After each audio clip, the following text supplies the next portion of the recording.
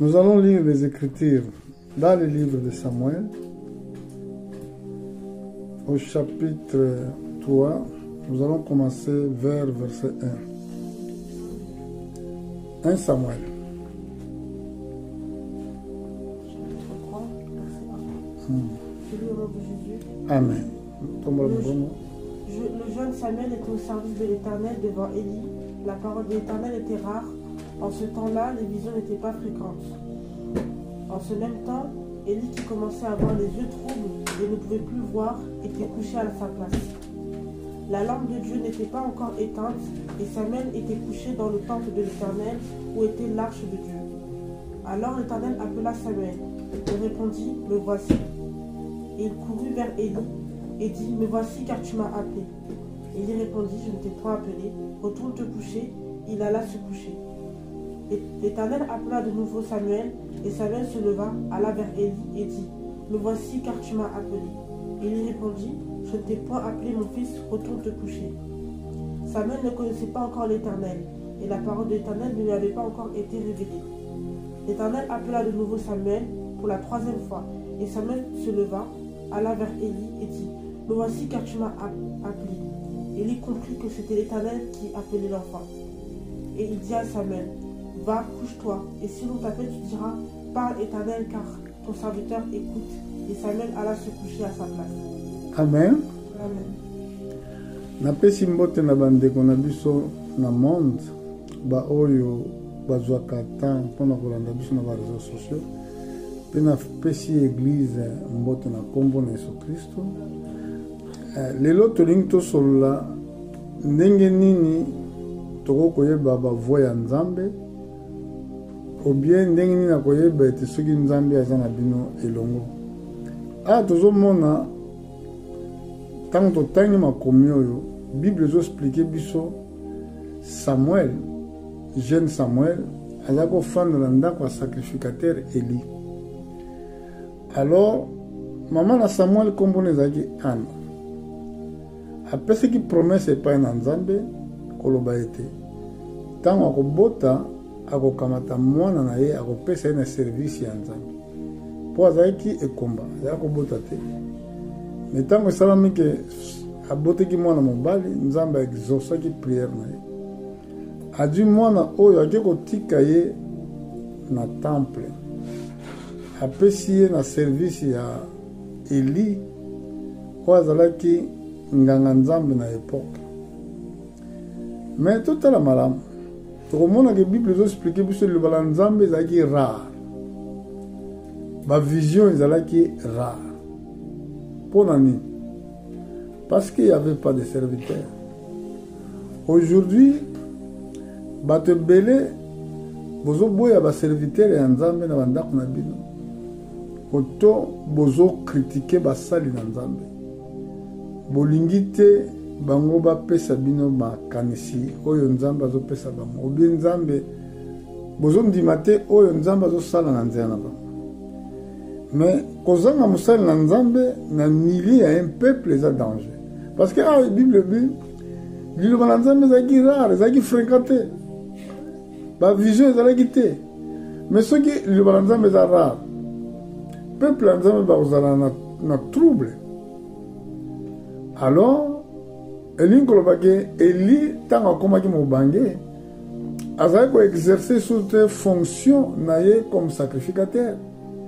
Lokola fonction na sacrificateur aza kwa kosala ngo sous malamu te, ibana na ye bazaki pe na image ya bana ya musali na Nzambe te, parce que omoni bino bana boyoka malamu. Soki papa na bino aza musali, bokanisa te ke bozala sauver parce que papa na nga aza pasteur.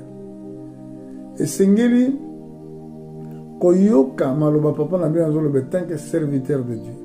Si vous l'écoutez pas, c'est tellement difficile que Nzambe travaille na bino. Alors bana Samuel bazako banga Nzambe te. Mais remarquez que au rien que bana Samuel bazwa fonction ya papa na bango. Pardon, bana ya Eli. Nalobi Samuel bolimbisa. Bana Eli bazako tambola na kobanga Nzambe te. Bako remplacer papa na bango te. Alors, ce qui s'est passé, le kola Anne ayaki kotika mwana na ye Samuel na maboko anganga Nzambe. Tala Nzambe ake kopona Samuel, aponi bana Eli te. Tanga aponi Samuel, Nzambe abengi ye. Tala politesse ya mwana. Tala politesse. Nzambe abengi ye Samuel. Tala Nzambe benga ye na verset 3. La lampe de Dieu n'était pas encore éteinte et Samuel était couché dans le temple de Dieu. L'Éternel, où était l'arche de Dieu? Temple de l'Éternel, pardon. Où était l'arche de Dieu? Alors l'Éternel appelle Samuel. Il lui répondit, me voici. Mais souvent, vous ne répondez même pas. Papa Zobengayo, maman Zobengayo, vous ne répondez pas. Ah, Babi, me voici. Il est courant. Akendaki tego akendaki malembe. Akimi mbangu vers Élie. Il dit, me voici. Car tu m'as appelé. Élie répondit, je n'ai point appelé. Retourne te couche. Retourne te coucher. Il alla se coucha. C'est vraiment l'obéissance. Le respect. Balamibal. L'Éternel appelle de nouveau. Samuel, Samuel. Se leva, alla vers Élie. Il dit, me voici. Car tu m'as appelé. Il répondit, je n'ai point appelé mon fils. Retourne te coucher. Comme une deuxième fois. La Bible dit au verset 7, elle dit, Samuel ne connaissait pas encore l'Éternel. Donc, il n'a connaissance pour ailler bander vous savez, si ata vous en envie à faire l'Nzambe, ce qui va enseigner ndengete ba principe le banzambe oye ba kendengeni nzamba salaka okwa kosalela été ata ozana ba bonne intention. Parce que remarquez awa Samuel azoyeba te ke nzambe mutazo bengai. Nzambe pe na mama wana azolobela kote. Soki nzambe azaki lokola biso akolobaki ngai nzambe nazo benga yo. Mais nzambe azolinga ke ye Samuel à comprendre et que nzambe mutazo benga ye. Ce que ezaki effort moko Samuel à sala pour avoir connaissance ya koyeba ke nzambe mutazo benga. Samuel ne connaissait pas encore l'Éternel. La parole de l'Éternel ne l'avait pas encore été révélée. Voilà, Batuming Bakenda dans l'église, Batuming Bakenda au Sambela. Mais la révélation de l'Ibanzambe exacte, mais on va donc quand ça Nzamba ça est long là-bas. Si vous avez Samuel, Nzamba zo bengaye, le col a kazaki na connaissance te, Nzamba zo agir te. Le col a pas la révélation te, Nzamba zo sa le côté. Et l'Éternel appela de nouveau Samuel pour la troisième fois. Et Samuel se leva, alla vers Élie, il dit, me voici. Ce qui va comme ça, vous connaissez?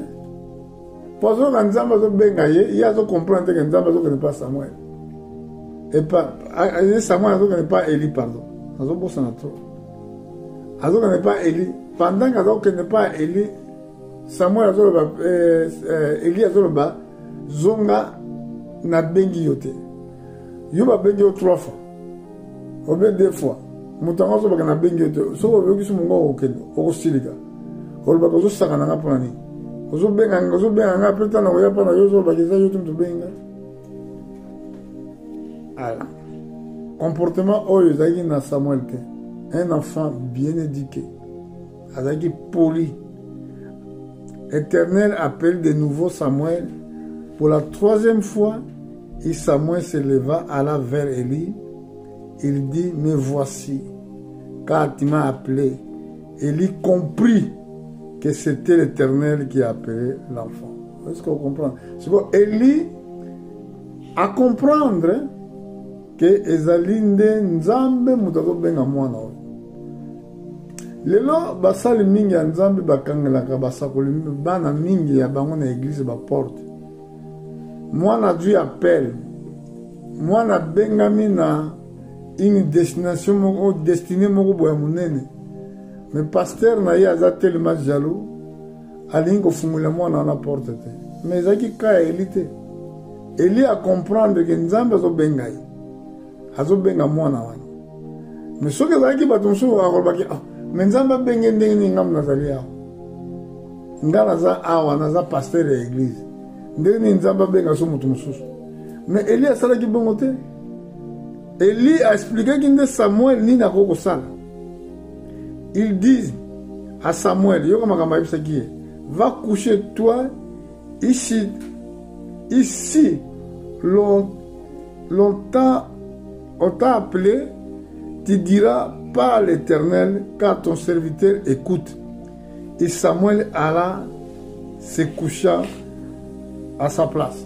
Donc mon éline simplement abisoko yoki abengi yo lobake musali na yo azali awa loba azali koyoka.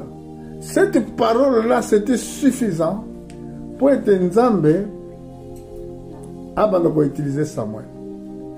Parce que na époque où on a loba nzambe zaki rare. Eli azaki na makasi susu te. Nana ko prêcher loba nzambe et pas ya peuple. Nana ko orienter peuple. Une fois que Eli a commencé aveugle. Et c'est pour cela que nous avons un millier un peuple, un millier une génération, à placer toujours son serviteur, Oyo Batu, Nyonso et Sengle de consulter. Alors, donc nous avons référence Moko, Namokanda, dans 2 Chroniques, chapitre 15. Total, la Bible, 2 Chroniques, chapitre 15, Tobanda, verset 1. L'Esprit de Dieu fut sur Azaria, fils d'Obed. Et Azaria alla au-devant d'Assa et lui dit, écoute-moi Assa et tout Juda et Benjamin, l'Éternel est avec vous quand vous êtes avec lui. Si vous le cherchez, vous le trouverez, mais si vous l'abandonnez, il vous abandonnera. Pendant longtemps, il n'a eu pour Israël ni vrai Dieu, ni sacrificateur, qui enseigna ni loi. Mais au sein de leur détresse, ils sont retournés à l'Éternel, le Dieu d'Israël, ils l'ont cherché, ils l'ont trouvé. Dans ces temps-là, temps de sécurité pour ceux qui allaient et venaient, car il y avait des grands troubles parmi tous les habitants du pays. On se heurtait peuple contre peuple, ville contre ville, parce que Dieu les agitait par toutes sortes d'angoisses. Amen. Tango boza na liloba na nzambe te. Tango basali na nzambe bazali te parmi vous. Bokomona ba trouble kolanda bino. Ba hésitation kolanda bino. Ba problème kolanda bino. Parce que nzambe azate kati na bino na milieu na bino nzambe azate. Awa Bible zoloba na verset 3, pendant longtemps il n'y a eu pour Israël ni vrai Dieu, ni sacrificateur qui enseigne, ni loi. Donc, ba sacrificateur bazalaki te. O bakoki ko enseigner liloba na Nzambe. Ba sacrificateur bazalaki te. Bato me balobaka ke mwasi du Saint-Esprit. Boyoka na place. Lelo nazosala bino défi. Ba o balobaka ke mwasi ateya. Bolokolanga mwasi moko na Bible azalaki sacrificateur. Prophète aza sacrificateur te. Prophète mon côté aza sacrificateur. Lelo o ba grade les kaka peut-être ba to ba kansa que les grades le don le plus excellent est don un prophète non. Moïse azalaki prophète mais azalaki sacrificateur te. Sacrificateur azalaki Aaron. Sacrificateur o azalaki sala na temple. Donc na bato ba sala na temple moi c'est azalaki te. Soka azalaki oya kolakisanga mwasi nini oyo azalaki sacrificateur oyo eza défi na pesi bino nazosenga bino réponse noma ngomba nyonso botie basi basalaka na temple comme basacrificateur bolakisanga na ancien testament sacrificateur moko ya mwasi kutu eza étonné komona basi bazobatisa boyebi yango meme ke bino bana basi boyebi yango boza na nzoto na bino eza ndenge moko na nzoto ya mibale te badifficulté bozalaka ngo na sanza eza te bamibale bazalaka bongo eza basi nde bazalaka bongo mais est ce que bino bocomprendre mpenza bien mosala oyo mpo eza mosala moko eza mosala moko sacré ntango nzambe alobi ke apôtre Paul alobi ke mwasi ateya te alobi comme dit aussi la loi ayebi eloko nini aza koloba sikoyo bino bokomi tellement l'esprit ya rébellion ya kodiscuter contre basali na nzambe et maintenant je vous pose la question dis-moi montre-moi ata na pasteur oyo atindaki yo tuna ya question oyo alakisa yo mwasi moko na bible na ancien testament oyo azalaki sacrificateur parce que ata totangi bible elobi na biso bo pendant longtemps il n'y a pour Israël ni vrai Dieu ni sacrificateur qui enseigne ni loi. Donc il y a dans l'Ancien Testament ba sacrificateur bazali ko enseigner loi ya Nzambe na kati ya temple. Ibiso toza kati na royaume ba sacrificateur selon livre ya Apocalypse chapitre 1 na verset 6. Alors on a place sur Antoleki. Dans verset 4 Bible Bible. Mais dans verset 4 Paulina, elle dit mais au sein de leur détresse, ils sont retournés à l'Éternel, le Dieu d'Israël. Ils l'ont cherché, ils l'ont trouvé. Dans la 5. Dans ce temps-là, point de sécurité pour ceux qui allaient et venaient, car il y avait de grands troubles parmi tous les habitants du pays. Natangwana, ezaki na sécurité moko ezalaki te. Na ba o bazako ke na ba o bazako ya. Pour être ezalaki na grand trouble parmi tous les habitants du pays. On se heurtait peuple contre peuple, ville contre ville, parce que Dieu les a agités par toutes sortes d'angoisses. Tango nzamba azate na famille, tango nzamba azana elongo na binote, boko mona ki boko zala agité, na gauche pe na droite, qui me kozala te. Quand vous abandonnez Dieu dans votre vie, yako bomoni ke makambo na bino tambola malamu te.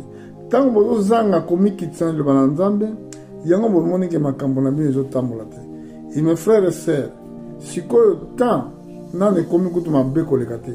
Mukolo enlèvement église au salama na mokili a mabeko ya makasi.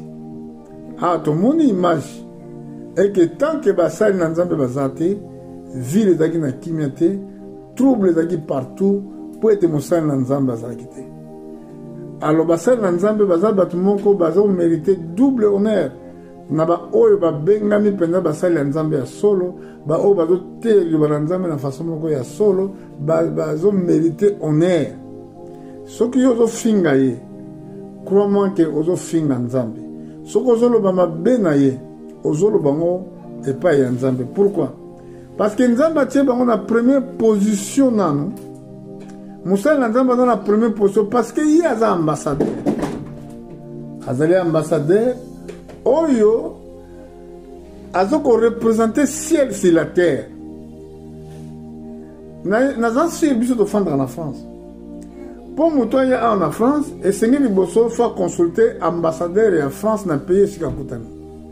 Soki ambassadeur wana ayambi yo apesi yo visa ndo okoko ya na France. Mais soki ke bapesi yo visa te okoko ya te basali na nzambe o bino bozo zanga ka respect wala mukolo baza ba ambassadeur ya nzambe. Il faut que yo zo zanga ye respect.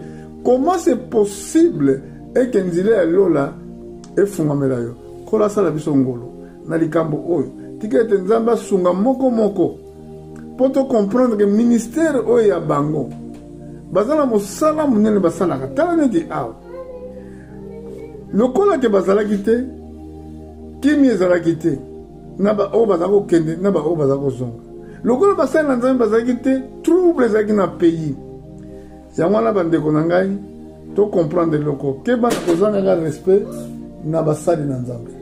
Tokei na mokanda na Jean na kasi Matthieu chapitre 10 pour t'expliquer ndenge nini boko ko honorer basali na nzambe. Et sengeli ko ba ko honorer mosala pasteur na yo.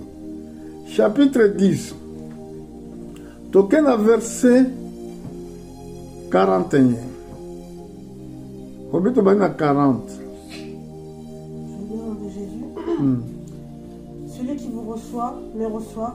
Celui qui me reçoit, reçoit celui qui m'a envoyé. Celui qui reçoit un prophète en qualité de prophète recevra une récompense de prophète. Et celui qui reçoit un juste en qualité de juste recevra une récompense de juste. Et quiconque donnera seulement un verre d'eau froide à l'un de ses petits, parce qu'il est mon disciple, je vous le dis en vérité, il ne perdra point sa récompense. Amen. Bino nous de botan rabi, botan na ba classe boyebi, pour comprendre. Bible le Bible, c'est lui qui vous reçoit. C'est lui qui vous reçoit. Alors, peut-être que c'est lui qui reçoit Dieu. Mais c'est lui qui reçoit un prophète. Ou un serviteur. Na qualité, c'est lui qui vous reçoit, me reçoit. Et celui qui me reçoit, reçoit celui qui m'a envoyé. Donc, celui qui me reçoit, tant yambinga, azo yamba pe nzambe. Nzambe est la troisième place. Il y a des bosso fo yamba serviteur. Ndo yambi Yesu. Yami balé. Tant yambi Yesu, Yesu nde apesio accès par nzambe. Trois façons où ezali sacré ndengi nzamba saela. Premièrement, il faut recevoir un serviteur. Satan a ce qu'on a faux serviteur dans mon kili. Une fois qu'un faux serviteur a zawana, à quoi empêcher battre pour voyer manzambete. À quoi empêcher battre. Parce que remarquez, tant que battre baza sous la confiance à Moussali nanzambete, battre baza na affection à Moussali nanzambete, et ça va porter des kangami pour battre na bayamba Yesu. Ba porte et kangami pour la batoana pour battre la sauver. Ba porte et kangami pour la batoana ba yamba nzambe na bavina ba. Parce que premier mutoko ko yamba za Yesu te, eza pe nzambe te, mutoli boso ko yamba eza un serviteur de Dieu. Siko affection oyo za na musala nzambe automatiquement et que pas na Yesu, même baba pambuli na bino. Beaucoup de gens ne sont pas bénis à cause de ça. Remarquez dans le verset 41. Celui qui reçoit un prophète, vous voyez? Donc, c'est toujours un serviteur que tu dois recevoir. Celui qui reçoit un prophète, la qualité de prophète, recevra une récompense de prophète. Ce qui est un prophète. Donc, on peut essayer qualité ou non. Donc, on comprend que c'est un prophète de Dieu. Il te recevra une récompense. Récompense, c'est une fouture, n'est-ce pas? C'est celui qui est payé. Donc, il va foutre un bongo, ou bien il va foutre une récompense, il y a prophète. Voilà. Il y a un prédicateur.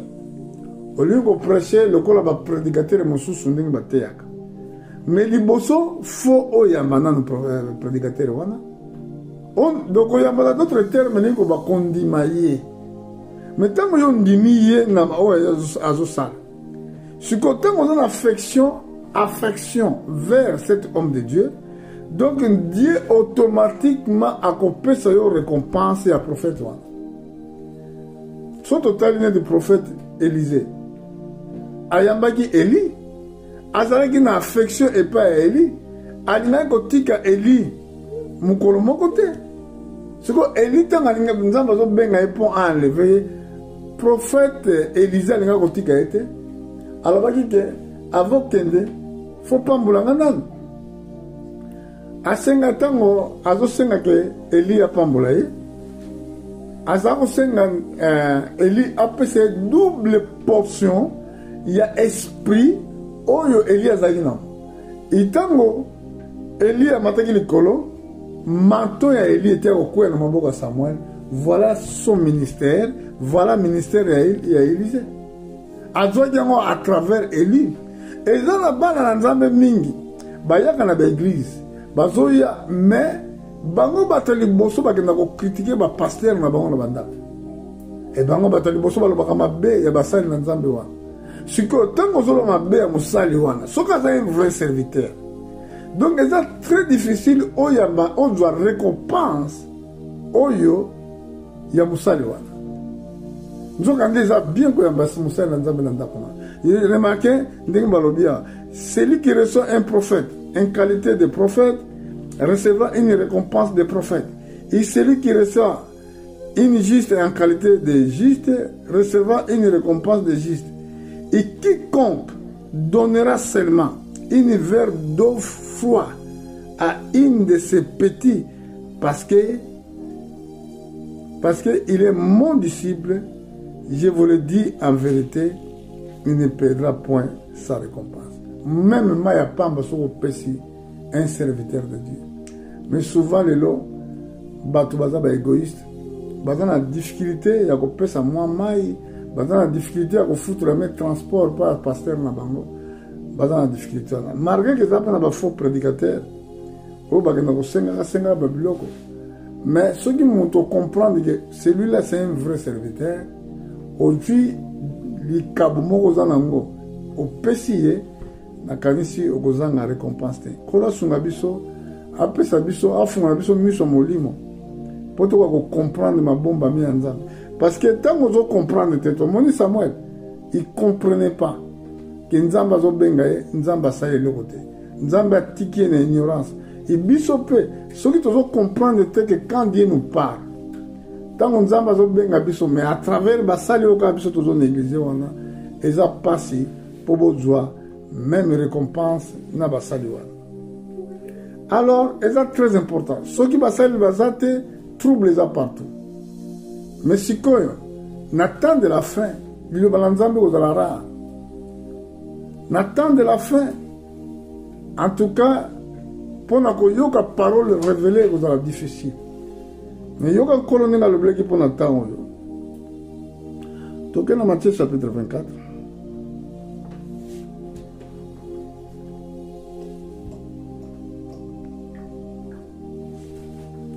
Matthieu chapitre 24, tu es dans verset.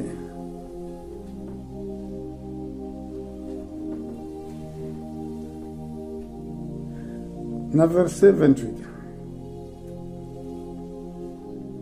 En quelque lieu que soit le cadavre, l'assembleront les aigles. Aussitôt, après ces jours de détresse, le soleil s'obscurira, la lune ne donnera plus sa lumière, les étoiles tomberont du ciel et les puissances des cieux seront ébranlées. Amen. Yoga Bible Bible Zoba Bisobo. En quelque lieu que soient les cadavres, là assembleront les aigles. Awa batumingi pour la parole prophétique. Bako ye batte que Yesu alobaki nini. Yesu azakoloba esika ebembe kufi esika ne ba aigle bazo sangana. Bon. N'attend de la fin le balanzambe aux alara. Eza esika ne so tout le balanzambe aux alara. Parce que basali na nzambe bazali kola bétoile. Et soki totali étoile na butu ezalaka na distance ya l'un vers l'autre. Parce que mulili ezwaka possession ya likolo et que l'étoile eparaîtraka wana eza kuna mosusu kuna. Yango wana eza facilité na temps de la fin oyo bato bako trouver bon le bamalam bonne parole. Alors, si quoi a voyé ce genre le moment que ça prophétique, c'est tellement difficile à comprendre. Mais il y a des gens qui m'ont expliqué. en quelque liens qui soient les cadavres. Là, assembleront les aigles. Aigle, bazolobela oyo, eza vautour. Parce que, ba aigle, bazana ba catégorie ebele. Eza ba aigle royal, eza na ba vautour, eza na oso amenga nini, faucon, bango tout baza ba aigle, eza famille ya aigle. Mais aigle bazolobela awa, ezali vautour. Soko vautour, pona koyeba mosala na ya salaka, faut que na nature. Esika nyama moko akufi. Akufi, bato aliboto bandeke liboso localisaka esika nyama na akufi, esika cadavre ezali, eza ba vautour. Et puis comme ça nga bazana misu ya ndenge nini. Ndenge nini bayebaka. Bazona na bango na kaisa puissant ya koyeba, ya koyoka. Alors, esika cadavre akufi, nde esika bokomona ke ba vautour bazoya. Baya kosangana po balia ebembe wana. Soko cadavre oyo bazolobela eza nani. Ba vautour wana baza banani, ba aigle eza bana na Nzambe oyo Nzambe asali grâce. Ba oyo babiki, ba oyo babiki na nzela évangile. Bango wana bayebi vraie parole. Bayebi esika nini bakoko yoka loba na Nzambe ya solo. Parce que cadavre bazolobela akufi, c'est Jésus-Christ qui était mort. Yesu akufaki mpo na biso. Yesu akufaki mpo yo na ngai tokufa sote. Sikoyo nzoto na ye yango nde parole de Dieu. Une fois que soki yo lie nzoto na ye te okozana bomoi te. Sikoyo esengeli yo aigle oyeba esika nini nzoto wana ezali, liloba wana ezali, vraie parole wana ezali, mpo kende koyoka liloba na Nzambe. Sans quoi tu es perdu. Total eloko yango Yesu alobaki na kanisi na Matthieu na Jean chapitre 6.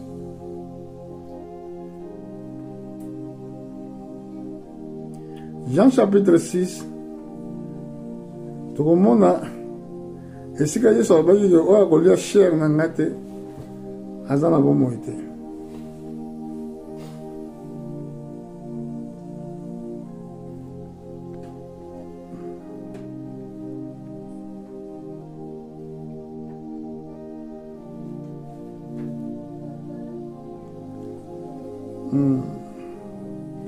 Polimbisa ngai na mona chapitre 6 verset 53.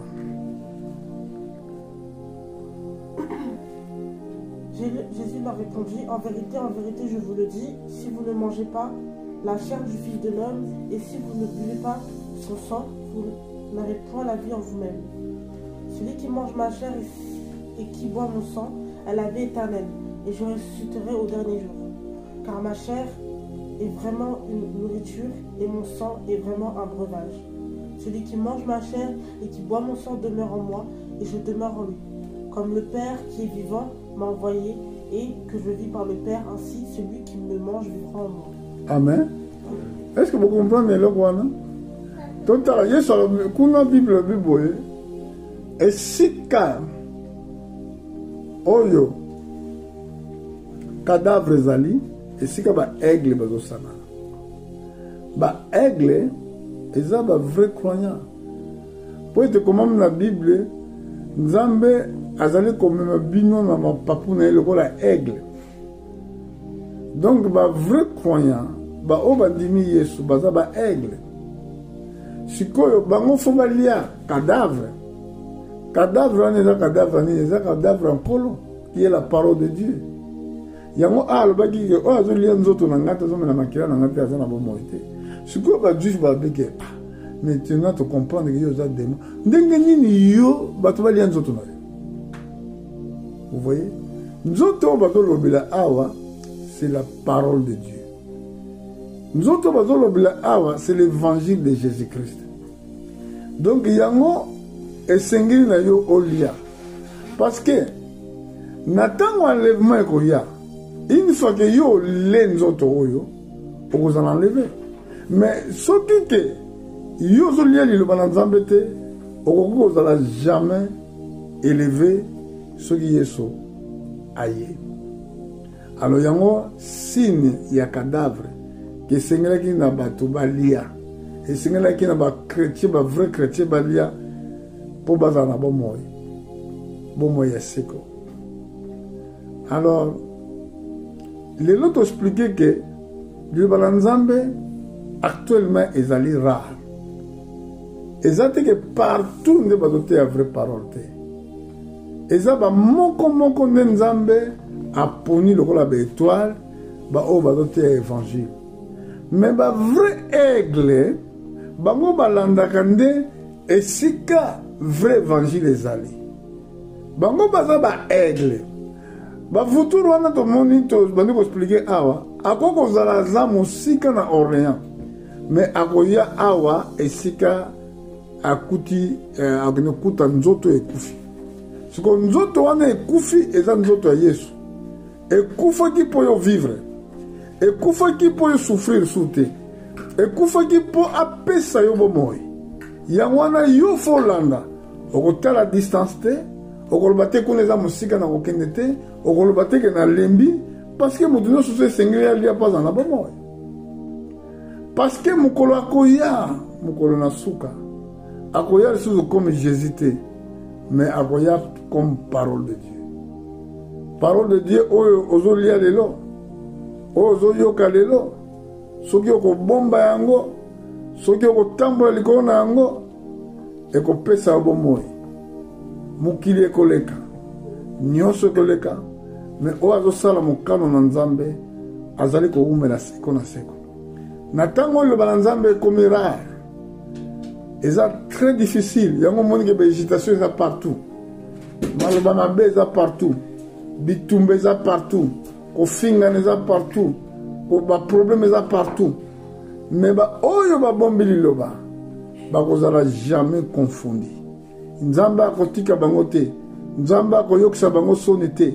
Soko ndimaka liloba na Nzambe okozala jamais confondi.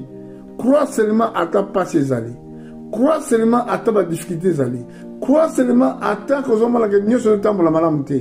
Nzambe ayokisaka liloba na ye soni te. Okozala jamais frère, jamais confondi. Pona lelo tolobi boye, que Dieu vous bénisse. Tokozonga mokolo mosusu pona épisode mosusu ya message. Que Dieu vous bénisse richement. Merci beaucoup.